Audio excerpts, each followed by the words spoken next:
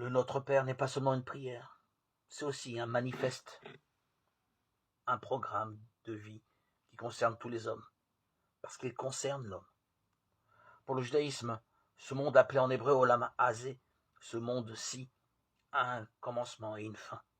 Il est l'antichambre d'un autre monde, Olam Abba, le monde futur, ou littéralement le monde qui vient, monde dont parlent les prophètes et le Christ. Dans ce monde-ci, l'homme, chacun d'entre nous, est en gestation de son être ultime, ressemblant en cela à une femme enceinte.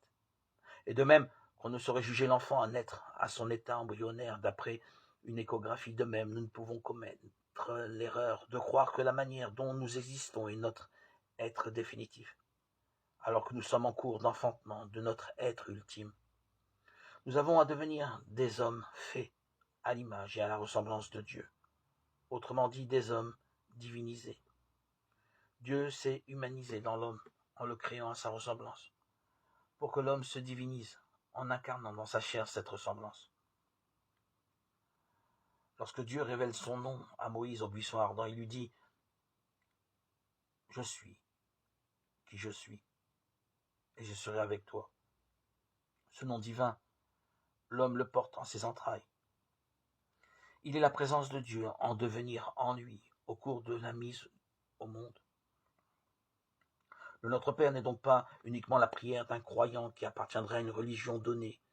C'est une manière d'être homme, d'être au monde, dans les trois modalités relationnelles qui fondent tout être humain. Relation à soi, à l'autre et à la transcendance. Les 7 demandes de cette prière répondent aux questions existentielles que tout homme peut se poser un jour ou l'autre au cours de son existence. Des réponses qui, à mon avis, peuvent convenir et satisfaire chaque homme, dans le respect et la liberté de ses choix religieux et spirituels. Car aucune référence à une religion particulière n'y figure.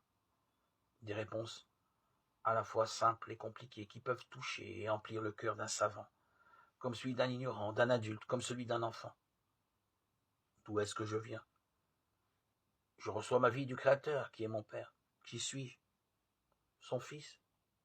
Ce monde a-t-il une finalité? La venue de son règne? Qui est l'autre? Mon frère? Quelle est ma vocation? Amener le monde et mon être à son achèvement en aimant le Père et mon prochain comme moi-même, jusqu'à donner ma vie pour lui. Ces 7 demandes nous enseignent tout à la fois comment transformer notre être pour faire de lui un fils du Père et un frère. Comment passer de l'image à la ressemblance, du 7e jour au 8e jour, de l'existence à la vie éternelle. Comment nous humaniser pour nous diviniser. Pour nous résumer, la vie nous est donnée. Il nous reste à acquérir notre être en donnant à notre tour. Seul le don et l'attention à l'autre justifient notre existence. Chaque fois que je me donne, je justifie la création de mon être, de cette vie que je reçois gratuitement. En cette existence, je suis en gestation de moi-même.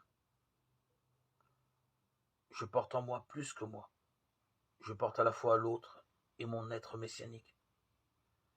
C'est cette réalité oubliée que le Christ est venu rappeler à chacun de nous. Il nous montre le chemin, la croix, c'est-à-dire le don de sa vie pour le prochain quel qu'il soit.